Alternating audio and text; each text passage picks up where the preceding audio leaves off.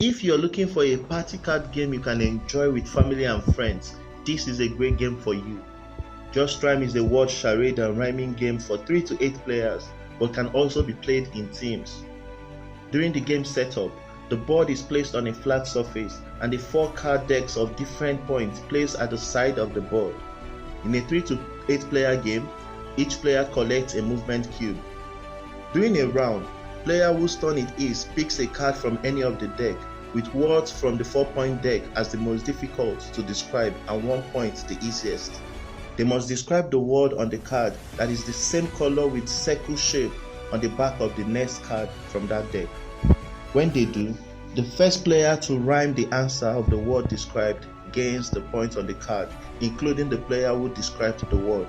For instance, if the word described is well, player who rhymes with tell, fell, bell, sell, etc. gains the points, and player who said the actual word described, in this case well, loses 1 point. When players gain or lose points, they move their movement cube on the board. The game ends when any player reaches the end of the board, and that player wins the game.